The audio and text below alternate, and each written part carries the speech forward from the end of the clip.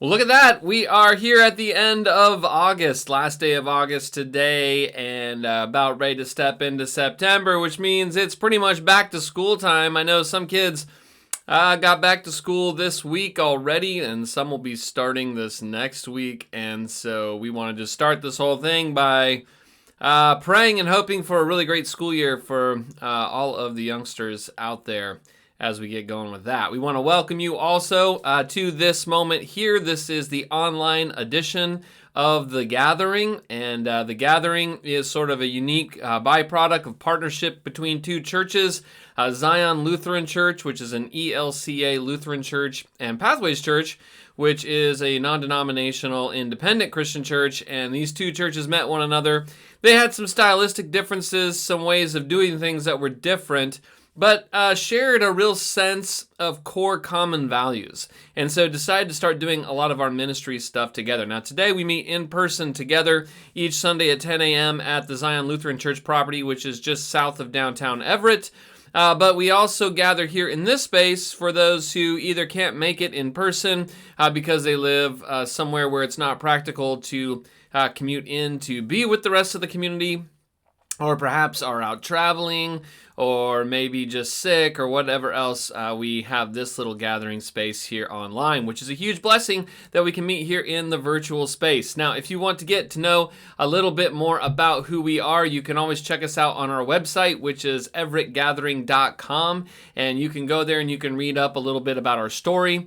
I mentioned the core values that drew us together, and you can read those as well and see if you find any resonance with us as a group that way. But another way to get to know this group is simply through two words, and we like to say this pretty much every week because just in case there's someone who is checking things out here for the first time, we want to give you a little sense of who we are, and we feel like you can get a nice little snapshot picture of who we are through these two words, and the words are cautious and curious. Now, we use the word cautious because many of us grew up in religious environments or surrounded by religious environments, and we have seen religion used in some ways that's definitely beautiful, positive, even inspiring and beneficial. But many of us have also seen religion used in some ways that's rather harmful. Some of us personally, or those that we know and love and care about, have been harmed deeply by religion, and we've seen it used in ways that is sort of toxic, harmful, exclusionary. And so many of us find ourselves a little cautious about organized religion. In fact, even some would go so far as to say they are skeptical of organized religion. Now, I know what you're saying, that's a bit of an oxymoron because we are a church, and so by definition, we are an organized group of religious people. But we think there's something healthy about being a little cautious about organized religion if we are going to choose to organize ourselves in a religious way. Now, the other word that we would use to describe ourselves is the word curious. And by that, we mean we like to ask a lot of questions.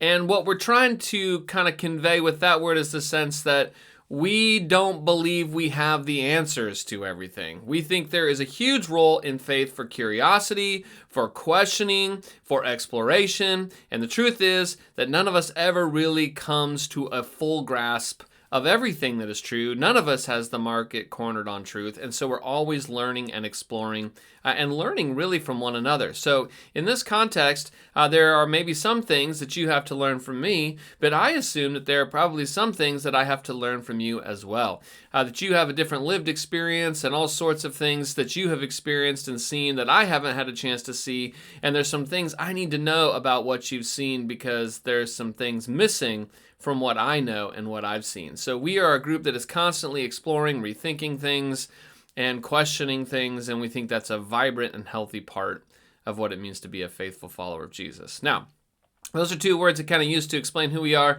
and if either of those resonates with you, then this might be a great community for you to continue to check out. Now, what we're going to be doing here over the next few moments is sort of a miniaturized version of our in-person gathering.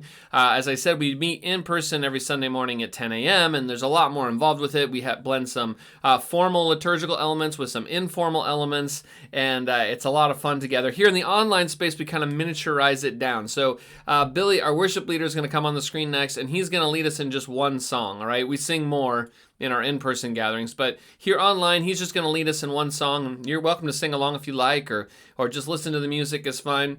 And then after that, we will have a little reflective video, and then we're going to get into our teaching time. And we've been doing a series on the book of Esther, and we are going to basically wrap that up today and put a nice little bow on it. We're going to check around to make sure we haven't missed anything.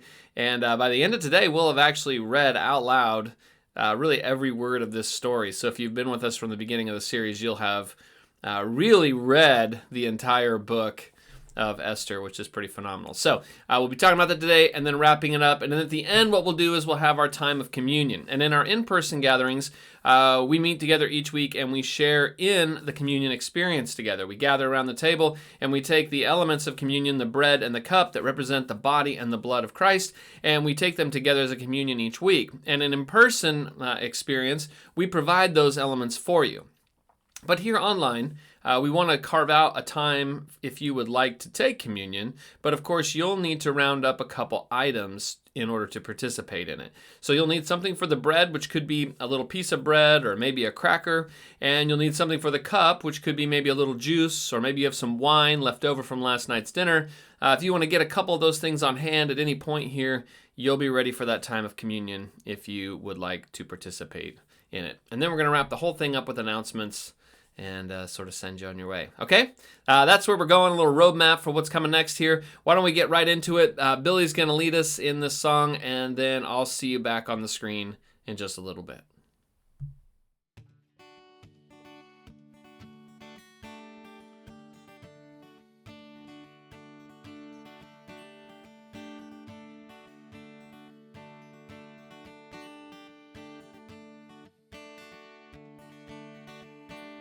I was buried beneath my shame.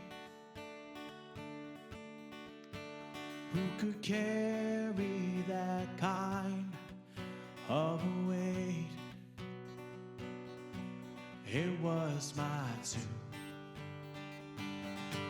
till I met you. I was breathing but not alive. All my failures I tried to hide. It was my tomb till I met you. You called my name and I ran out of that grave.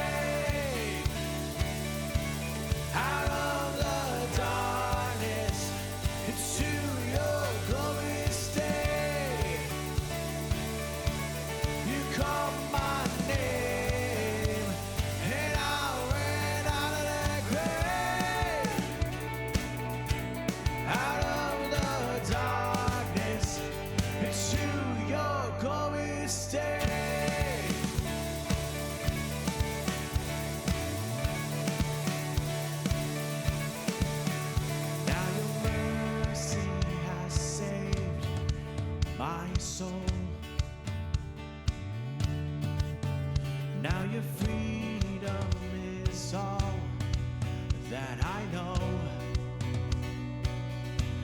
The old me knew Jesus when I met you. Oh yeah, you called my name and I ran out of that grave, out of the darkness into your glorious day. You called my name and I ran out of that grave, out of the darkness into your glorious day.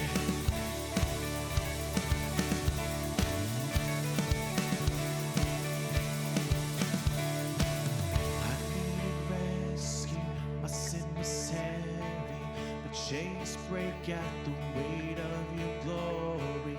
I needed shelter, I was an orphan, now you call me me a seat, a scenic heaven. When I was broken, you were my healing. Now your love is the air that I breathe in. I have a future, my eyes were open, 'cause when you call my name, I went out of that grave, out of the darkness, into your glorious day. You called my name, and I ran out of that grave, out of the darkness, into your glorious day. You called my name, and I ran out of that grave,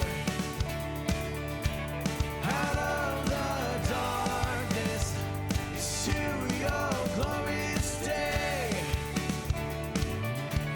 You called my name, and I ran out of that grave, out of the darkness, to your glorious day.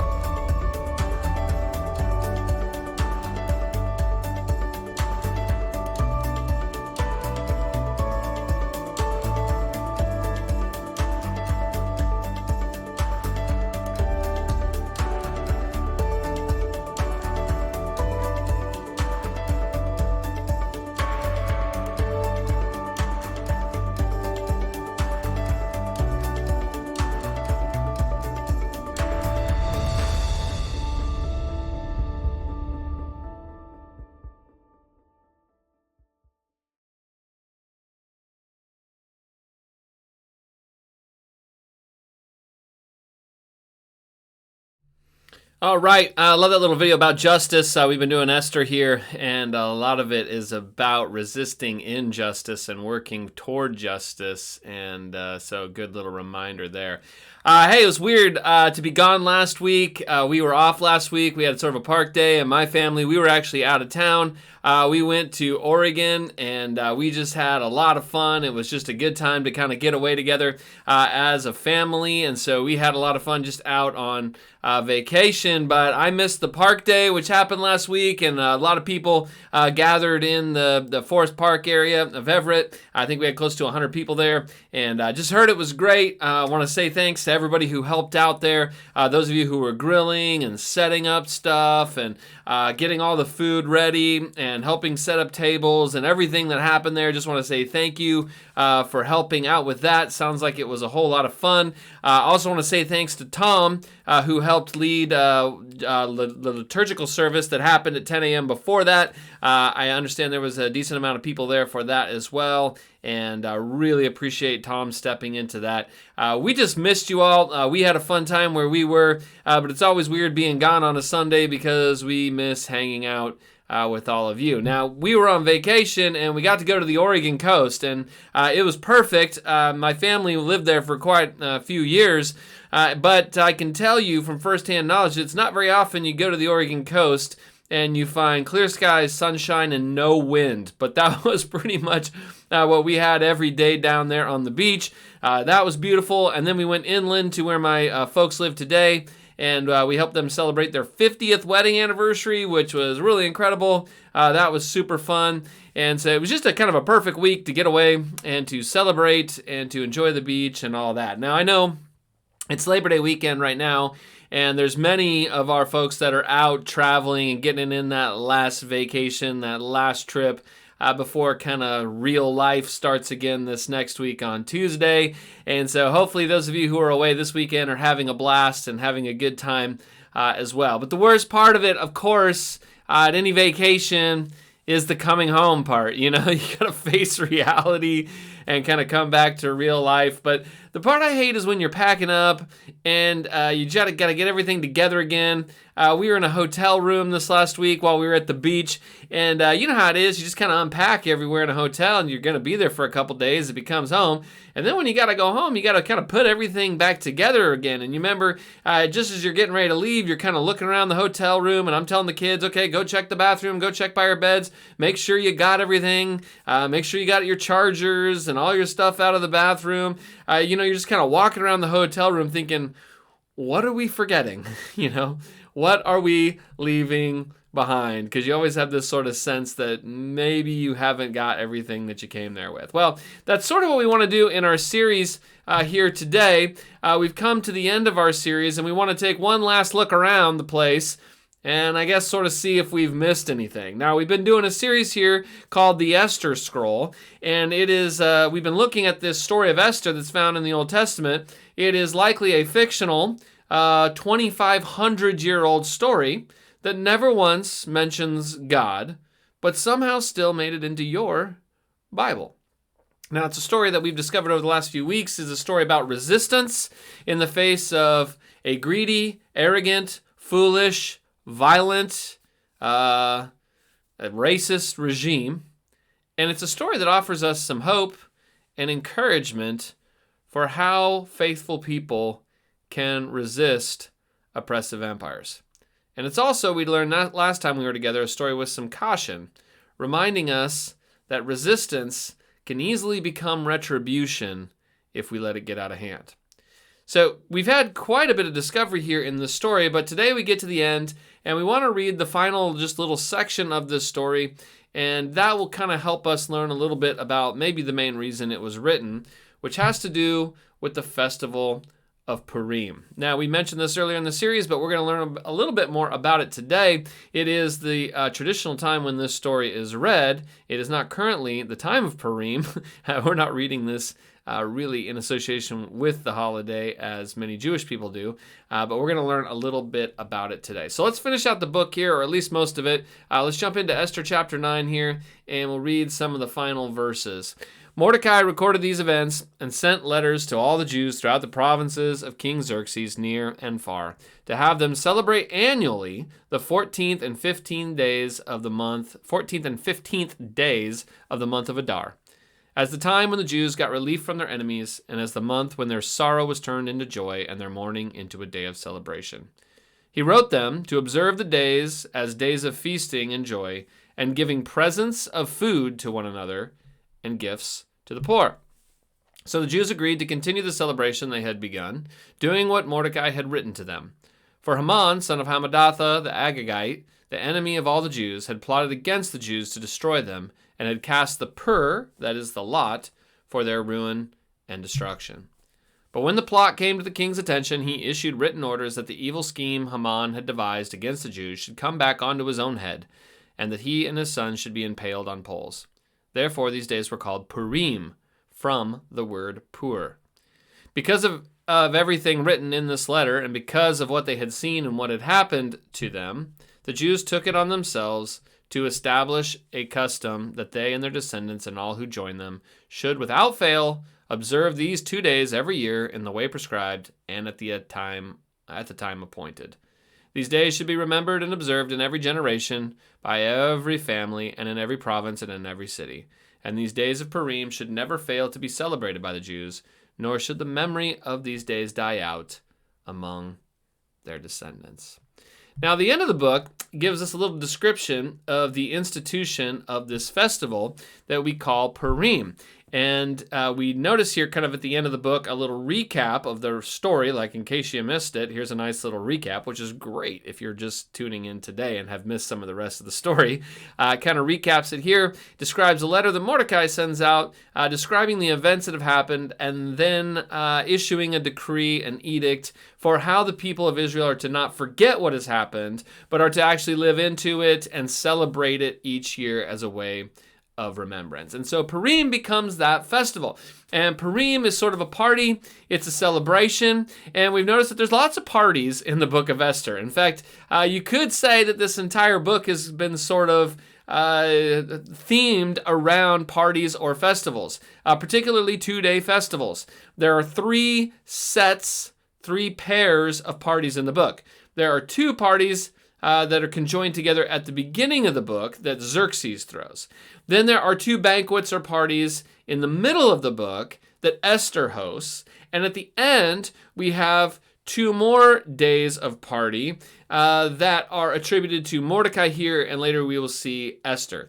And what you need to notice throughout the book of Esther, throughout this story, is that you can really kind of follow who is hosting or in charge of the meals to determine who has the power. And throughout this story, we've definitely seen the balance of power shift, right? Xerxes is still king, but Xerxes is definitely led around by other people who are in power. And by the end of the book, that is Mordecai and Esther. Now, the word Purim is a weird word, but the text tells us, gives us little explanatory notes here. The text tells us that it comes from the word pur. And the word pur is the name of a Babylonian die, right? Like dice, that was used to cast or to determine your fate, or perhaps even one of the God's will toward you. Now, the plural of pur is Purim, and that is where we get the word Purim. And the Purim, or the pur, is what Haman, our villain, used to discover what day, when exactly, the gods wanted him to wipe out the Jews. You remember he wanted to commit genocide. He was angry at Mordecai, and so he wanted to take it out on all the people related to Mordecai, and he was trying to figure out what day he was going to pronounce this genocide, and he cast the pur in order to decide which day he would wipe out the Jews. And now here at the end, we have an explanation for the name of this festival using the same name, and it appears to be a repurposing of the intent to kill them as really an intent, perhaps some have suggested, for God to save them, though God himself is never actually mentioned. Now, Esther here, at the end of our story, as a way to remember the deliverance of Esther and Mordecai and the Jews, Esther and Mordecai establish this festival of Purim. And at Purim, you recap the whole story, everything that happened, and it is a moment to have remembrance of these events so as not to forget. And it's celebrated every year. Actually, the Jewish people today still celebrate this. You can look it up. Really, Purim this year in 2025 was March 13th and 14th, so it's always in the spring there. This next year in 2026, if you want to mark your calendars for it and celebrate it, it's actually March 2nd and 3rd. And there's several things that we learned about Purim in this text, but let's continue reading here. Verse 29, so Queen Esther, daughter of Abihail, along with Mordecai the Jew, wrote with full authority to confirm this second letter concerning Purim. And Mordecai sent letters to all the Jews in 127 provinces of Xerxes' kingdom, words of goodwill and assurance, to establish these days of Purim at their designated times, as Mordecai the Jew and Queen Esther had decreed for them, and as they had established for themselves and their descendants in regard to their times of fasting and lamentation. And Esther's decree confirmed that these regulations about Purim, and it was written down in the records. Now, Esther here, we discover, is sort of an interesting holiday. It's not as much religious as it is nationalist. It's unique in that this is a festival that the Jewish people celebrate that actually isn't prescribed by God. Other festivals are, like Passover, right? But the Bible text doesn't ever say God tells them to keep this festival. It says that the people take it upon themselves to do so, and they do that because of this decree from Esther and Mordecai. It's sort of like Hanukkah. It's never actually prescribed, but it's a festival that the people decide is important enough to remember. Another thing that makes this unique, however, is what we discovered at the very end of that last verse, that this is a holiday and a festival that has been decreed by a woman. Notice the final verse there. Esther's decree confirmed these regulations about Purim, and it was written down in the records. This is the only time in the Hebrew Bible that the verb to write is associated with a woman. And earlier it says that Mordecai is responsible for sending out the decree about Purim. But the end of chapter 9 lets us know that really Esther is the one providing full authority to this holiday, which makes this holiday rather unique. It is the only holiday that is decreed by a woman. Now, this story of Esther has been an interesting one, and we kind of get here at the end some description of why perhaps this story has been written. Now, there's a couple main reasons why scholars believe that the story of Esther even exists in the first place. And you might be interested to know that the first one is simply to entertain. It's a thrilling story. It's interesting. It's got twists and turns and intrigue and plots and schemes and reversals. And it's an interesting story. And scholars do think that it was in part written simply to entertain. But the second reason that they believe that this story has been written is to explain the origin of the festival of Purim. That Purim is something the Jewish people are celebrating, and they needed some way to explain why they celebrated this. Now, some people think that this story just explains it and everybody knew that. Other people think that the story of Esther was kind of already floating around, and the reason that this ending part feels a little clunky is because later editors came along and said, hey, we could use that to explain this kind of carnival festival that we are doing. And so they just adjusted the story in order to become an origin story. Now, you could take either of those two options. I kind of tend to favor the second one there. But what you do need to know is that Esther exists in large part to explain the origin of Purim. Now, Purim itself has four really main elements, and the text already told them to us. But just to recap them, here's the four major things you need to celebrate Purim. The first thing is you need to read the story of Esther publicly. Okay, they read the story of Esther off the scroll. We've done that in our in-person gatherings. We've had someone who was reading from the scroll most of our weeks. They read it once in the evening and then once the next morning. You read the story out loud so that people can hear it. Another thing that the text tells us that is a huge element of what it means to participate in Purim is gift giving. Particularly Purim baskets. Gifts of food and drink are sent to family and friends and others so that everyone is assured to have enough to celebrate the feast meal together. Another thing that the text mentions is charity, giving charity to the poor. It's mentioned here already in chapter 9, and it is still a huge part of the festival of Purim today. But of course, the big thing is the eating of the feast or the meal and the drinking of the wine. I might also add, all right, I should have put eating and drinking on here because there is quite a bit of both. This is a festive meal. It is a huge meal to celebrate with lots of food and lots of wine, and it is a big time of celebration. In fact, you're not allowed to fast if you're a Jewish person during the Feast of Esther because this is a huge moment of celebration. Now, there's some other interesting things about Purim. There is a fast that often leads up to it. The day leading up to Purim, right before it, is sometimes called the Esther fast, and oftentimes people will fast to remember the lament that the people had being under oppression. Kind of reminds you just of the hardship that the people were going in before you get to the feasting. Other things that you'll see, particularly if you went to Israel during the time of Purim, you'll see big parades and people wearing masks and costumes. And most of this was introduced in the 15th century. It was kind of a spin-off of like a Roman carnival. And today in Israel, Purim is spectacular as people parade their costumes in the street. There are all sorts of dramas that reenact the story. There are songs, right, that are sung that kind of tell the story. And oftentimes they'll sit the kids down and tell the story, and they'll say, once there was a wicked man named Haman, right? Of course, wine plays a huge role. I mean, how could it not? Wine plays a huge role throughout this entire story. It's maybe a nod to Xerxes. It may be a nod to even what happens at the end. You're supposed to drink so much wine that you can't tell the difference between blessed is Mordecai and cursed is Haman. I mean, there's a lot of drinking involved in this particular holiday. One of the things you'll see around this holiday is something we call Hamantash. And Hamantash is a triangular filled kind of pocket pastry. Haman, obviously, for the name Haman. Tash means pocket or pouch.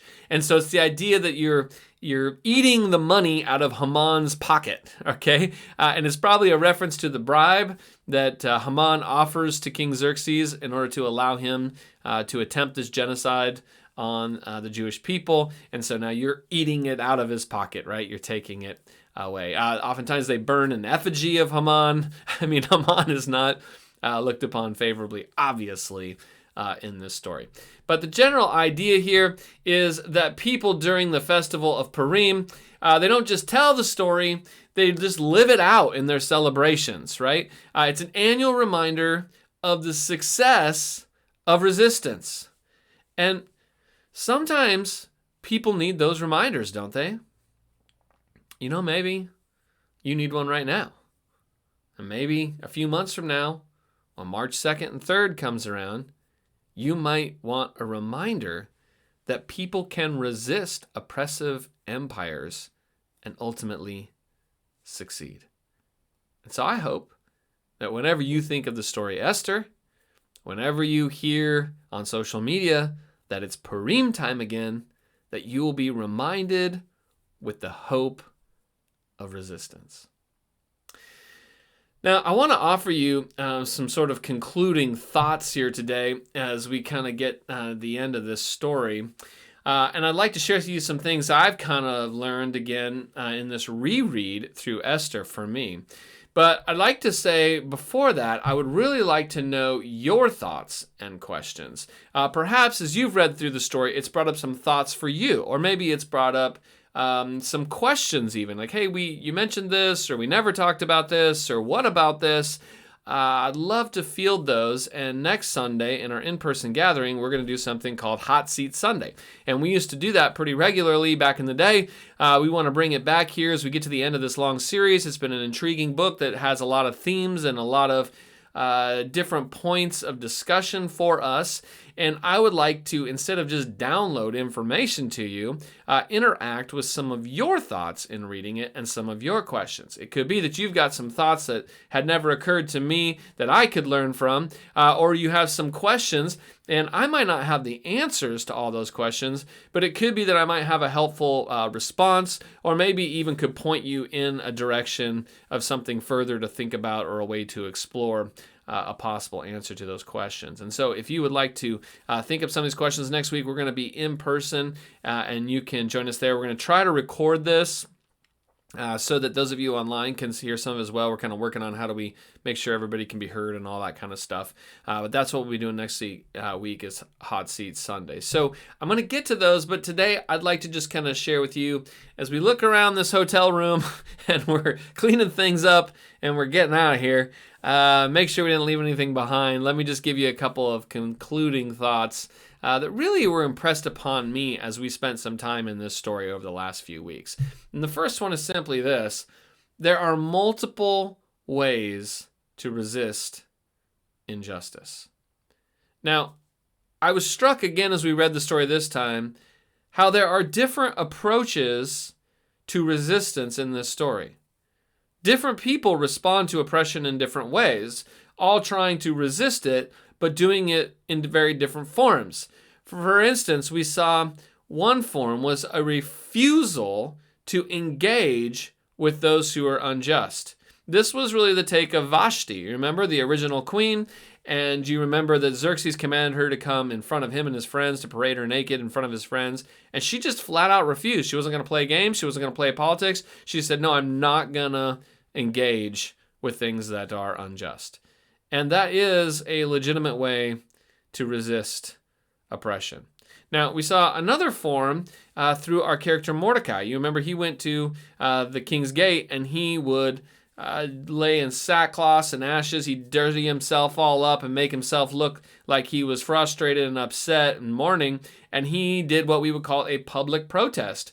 And public protest is also a legitimate way to resist against oppression. And then we saw another form through our character Esther, who was in a position of some sort of political power, perhaps. And so she didn't protest. She didn't refuse to engage. What she did was she actually participated in some political gamesmanship, used the authority that she did have in order to try to achieve an outcome that she thought was beneficial. Now, these are multiple ways of dealing with oppression. And what I would say is one's not right and the other are wrong. What just struck me this time is that maybe all are needed. That a varied approach might be good and fit with our circumstances even today. And the reason I want to mention that is because I'd like to encourage you, don't feel bad because in your life you feel like you can only do one way of resistance against oppression or empire. You do what you can do and trust that others will do what they can do. I was talking to someone this week and they were saying, oh man, I see people who will come up, friends and family, and they'll talk to me and they'll say things and I know it's just like way outside of bounds, but I just don't know how to respond to them. You know, I don't have the quick thing to come back and respond to them. You shouldn't feel bad about that. You do the thing that you can do to resist injustice and let others do the thing that they can do. Now, another thing that I was really impressed upon me this time as we went through it is just how amazing it is that God can use the most unlikely people in impossible situations. And sometimes I forget that. You know, I forget that God can use the unlikely person. I'm always looking for God to use the obvious person, right? I'm looking for God to use the strong person, to use the famous person. But over and over in the stories of the Bible, we see that God likes using the unexpected, the powerless, the least likely. And we see that in this story. God uses an orphan woman, one who is exploited, one who initially is powerless. And there's a good reminder there in the story that even if you don't feel famous or spectacular or powerful, that God might still want to use you. And so don't think your contribution is too small.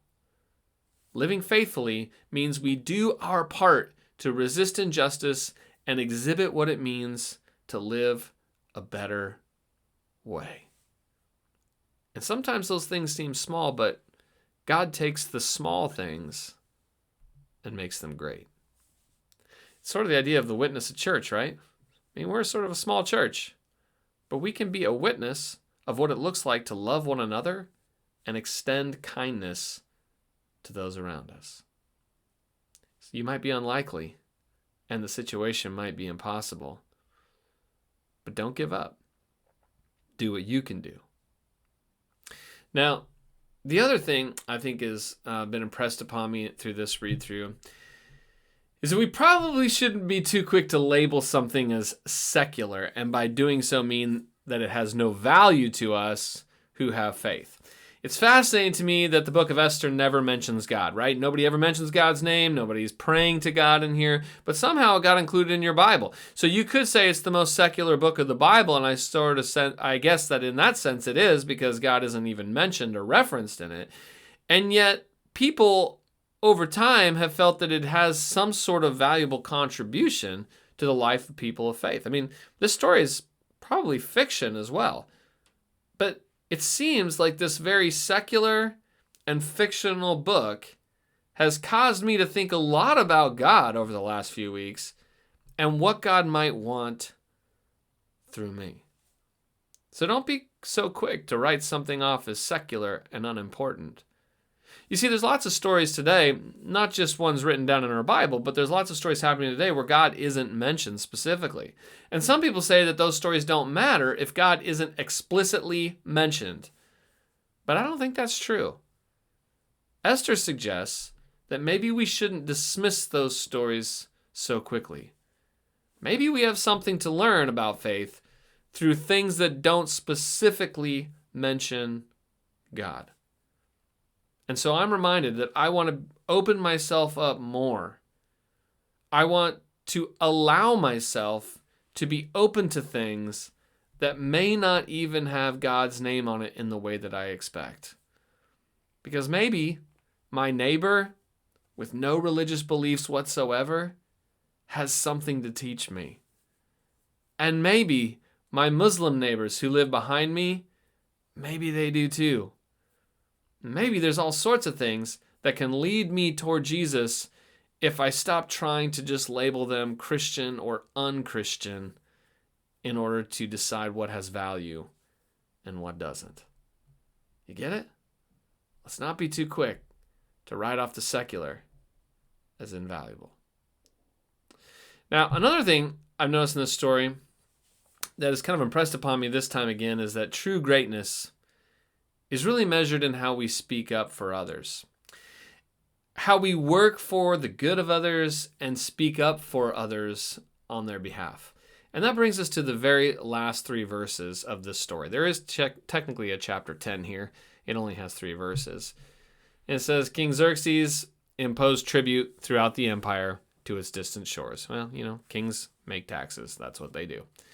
And all his acts of power and might, together with a full account of the greatness of Mordecai, whom the king had promoted, are they not written in the book of the annals of the kings of Media and Persia? Mordecai the Jew was second in rank to King Xerxes, preeminent among the Jews and held in high esteem by his many fellow Jews, because he worked for the good of his people, and he spoke up for the welfare of all the Jews. Now, the very end of the book, the very last chapter, it mentions Xerxes, but it says, yeah, he established some more taxes again. That's what kings do. But it doesn't really extol the greatness of King Xerxes. What it does is it spends a lot of time holding this guy Mordecai in high esteem. And we learn right there at the end that he's held in high regard because he works for the people. He speaks up for the people. Now, is his legacy a little tainted? I mean, based on what we looked at last time? Sure, no argument there. There are definitely things in Mordecai's life to be critical about. But he's remembered by the people in this story because he and Esther worked to ultimately help others, not just themselves. And I would say as far as that goes, that is true greatness. Xerxes has greatness that cares about himself. But Mordecai and Esther use their greatness to speak up for others. And we need more people who see greatness that way, who aren't just willing to be great in order to do something for themselves, to line their own pockets, to assure their own safety, but people who are willing to be great by leveraging everything that they have on behalf of those who need help or be taken advantage of. And that is true greatness. And so when you look around and you don't have a throne or a kingdom to rule, just remember, true greatness isn't having a throne. It's speaking up for those who have nothing. And then, of course, the final thing I'd like to mention is just that this story reminds us that participating in a good story keeps it alive. And that's why I really love the remembrance of the festival of Purim, because you read the story.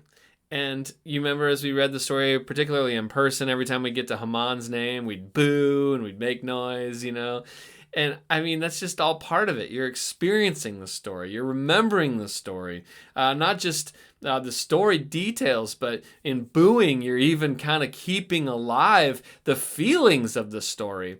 And then the holiday has you giving gifts and helping the poor and eating a celebration meal, which mirrors their celebration meal. It's more than just remembering something, it becomes a participation in the story itself.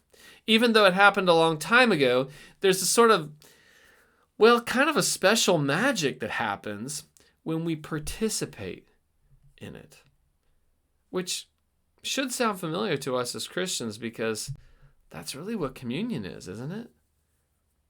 It's a remembrance, but it's more than that. We remember the death, the burial, and the resurrection of Jesus, but we don't just have a funeral for him every week. We actually participate in the death, the burial, and the resurrection of Jesus. That's why Paul in 1 Corinthians says, "For I received from the Lord what I passed on to you, that the Lord on the night he was betrayed took bread, and when he had given thanks, he broke it and said, 'This is my body, which is for you. Do this in remembrance of me.' In the same way, after supper, he took the cup, saying, 'This cup is the new covenant in my blood. Do this, and whenever you drink it, in remembrance of me. For whenever you eat this bread and drink this cup, you proclaim the Lord's death until he comes.'" Jesus gives us a meal. Just as Purim has a meal, Jesus leaves us a meal to participate in. And that meal is to remind us of what we are celebrating. It's to invite us into a story, that we don't just remember it, we actually participate in it. It's why in our in-person gatherings, Tom Wirt, he always gets up and he reads these words of institution that are listed there in 1 Corinthians 11. And he does that each week to remind us of the story that we are participating in. And so as we gather around the communion table today, I would like to remind you that you are invited not just to remember something that happened a long time ago. You are invited to live out the meaning of it. You're invited to participate in the death and burial of Jesus as you choose to lay down your old way of life. And you are invited to participate in the new life of Jesus as you choose to follow his pattern and live a life of love and kindness and gratitude and compassion. And as you take the elements of communion, you are participating in the story of Jesus. Good stories invite us to be a part of them.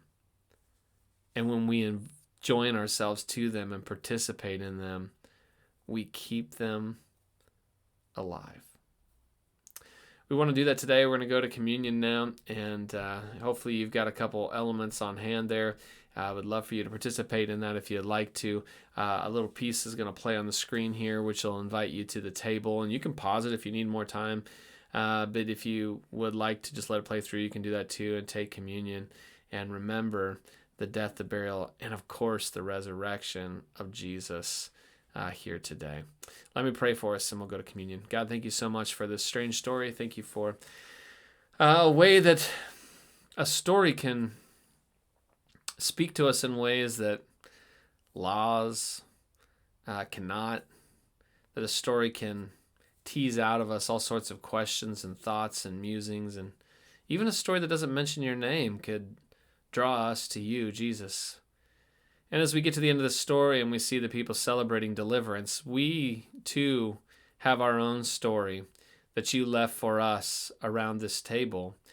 And it is a story that reminds us also of deliverance, of your resistance in the face of evil and oppression, that ultimately you gave your life not just as a martyr, but as a way of winning over oppression.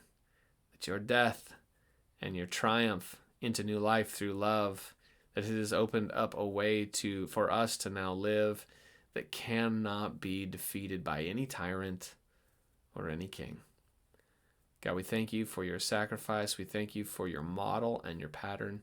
And we go to the communion table today participating in your way of life. We love you, and it's in your name we pray. Amen. All right, let's go to the communion table, and I'll see you afterwards for a couple announcements.